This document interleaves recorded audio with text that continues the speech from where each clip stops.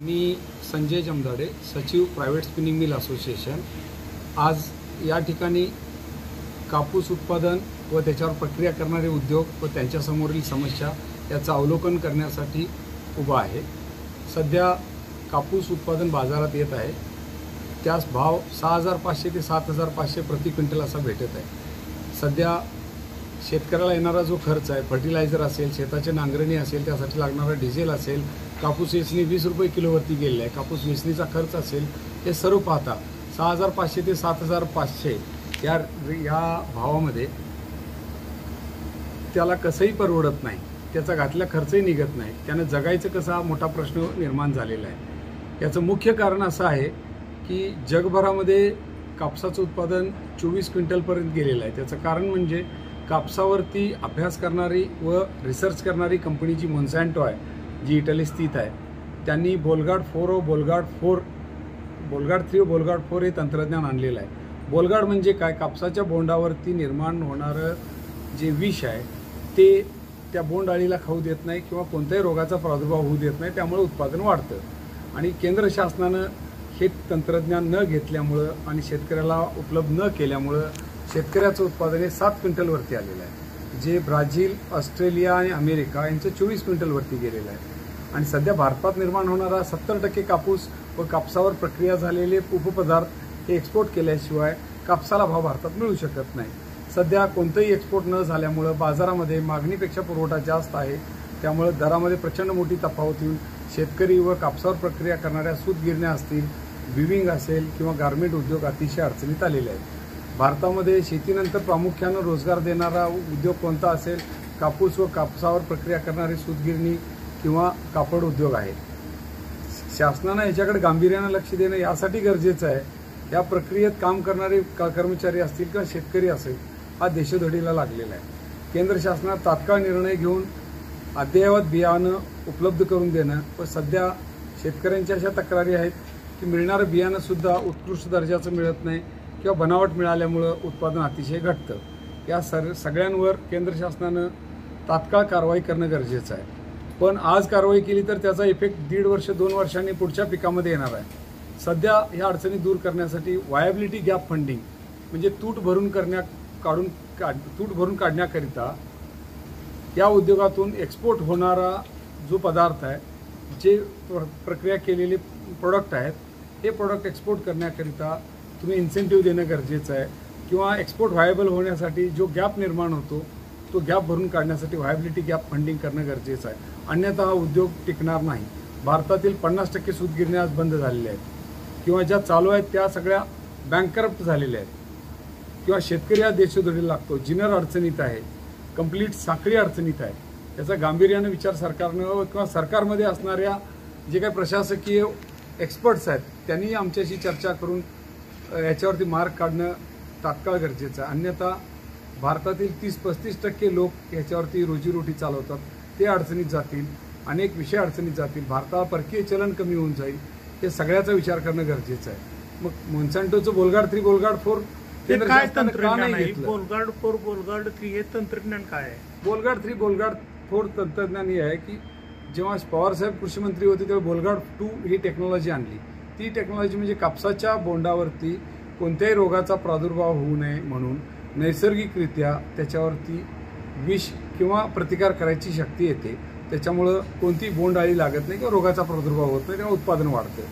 हे मोन्सॅन्टो ही एक कंपनी आहे, त्या कंपनीनं त्याच्यावरती रिसर्च करून बनवलेलं बियाणं आहे आणि शासनानं त्याकरिता निधीची तरतूद करून ते बियाणं इथं उपलब्ध करून देणं गरजेचं आहे आणि ते केलेलं नाही। ते सध्या मिळत नाही का आपल्याकडे ती बियाणं?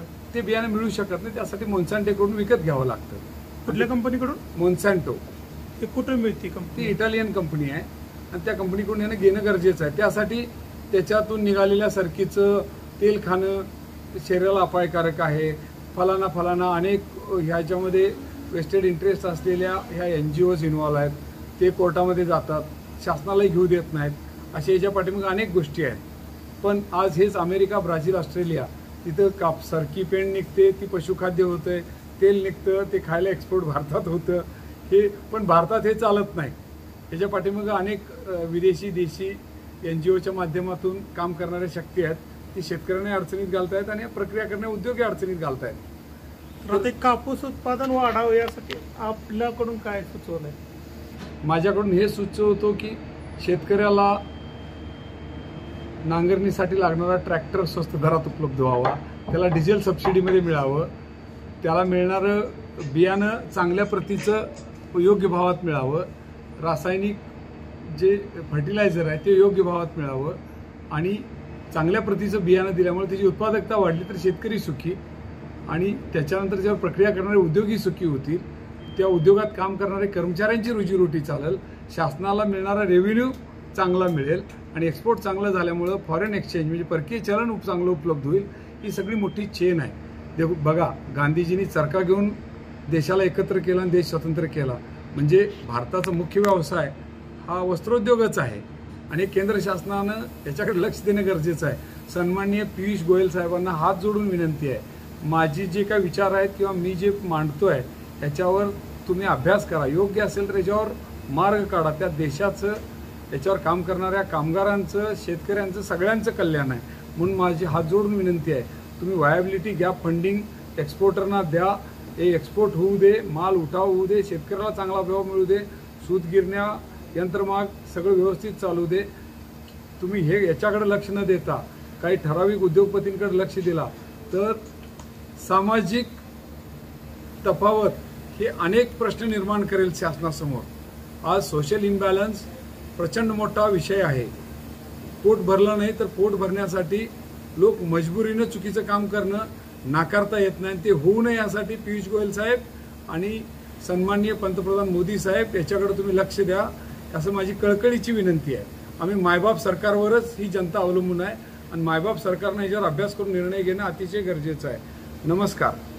7 क्विंटलवरती आलेला आहे. 7 क्विंटलमध्ये एकरी येणारा जो खर्च आहे, मग ते नांगरणीचा ट्रॅक्टर असेल, फर्टिलायझर असेल, पेस्टिसाइड्स असतील किंवा मजुरी असेल, शेतकऱ्याला 10,000 रुपये प्रति क्विंटल उत्पादनाचा खर्च येतो आणि 7,000ला विकतो. तर शेतकऱ्यांनी घरचे 3,000 घालून काय करायचं? कर्जबाजारी आत्महत्या करायच्या का? आज मी या ठिकाणी सन्माननीय राजू शेट्टी असतील, रविकांत तुपकर असतील, शिवाभाऊ पाटील असतील, सदाभाऊ खोत असतील, माऊली हळवणकर असतील, दीपक भोसले असतील, हे शेतकऱ्यांच्या चळवळीचे नेते आहेत. यांना माझी हात जोडून विनंती आहे, आज शेतकऱ्याचं एकरी 7 क्विंटल कापूस उत्पादन येण्याचं कारण काय किंवा उत्पादन येणारा खर्च किती आणि त्यांना मिळतं काय, याच्या पाठी मुख्य कारण साहेब हे आहे राजू शेट्टी साहेब, केंद्र शासनाने बोलगाड 4-2 टेक्नॉलॉजी आणली. बोंडअळीचा प्रादुर्भाव, रोगाचा प्रादुर्भाव कमी झाला. 14 क्विंटलपर्यंत उत्पादन गेलं, शेतकरी सुखी झाला. कालांतरानं अळीची रेजिस्टन्स पॉवर वाढल्यामुळं हे उत्पादन 7 क्विंटलवरती आलं. आज शेतकरी देशोधडीला लागलेला आहे. मोन्सॅन्टो ही जगातील अद्ययावत तंत्रज्ञानाचं बियाणं देणारी कंपनी आहे. केंद्र शासनाने हे बियाणं बोलगाड 3, बोलगाड 4 टेक्नॉलॉजी आली. 24-24 क्विंटल ऑस्ट्रेलिया, ब्राझील आणि अमेरिका घेत आहे.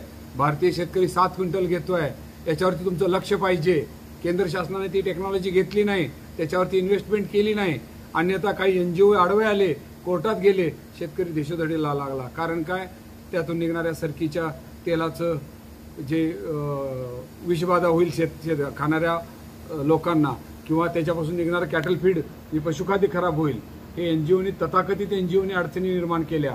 आज आंतरराष्ट्रीय बाजारात 80 सेंट पर पाऊंड कापूस मिळतो. भारतात 115 सेंट कापूस मिळतो. भारतातला 70% कापूस एक्सपोर्ट केल्याशिवाय कापूस उत्पादक शेतकऱ्याला भाव देता येत नाही. सूतगिरण्या अडचणीत गेल्या, यंत्रमाग अडचणीत गेले, गारमेंट अडचणीत गेला, याच्यावरती काम करणारे रोजगार सगळा अडचणीत गेला, बँका अडचणीत गेल्या, परकीय चलन कमी झालं. का? तर केंद्र शासनाची भूमिका, काही NGOची आडमुठी भूमिका, त्यामुळं अद्ययावत बियाणं शेतकऱ्याला मिळालं नाही. शेतकरी आज प्रचंड अडचणीत आहे आणि शेतकरी नेते मुद्द्यावरचं बोलण्याऐवजी राजकारणाला अनुरूप असं ते बोलले जातंय.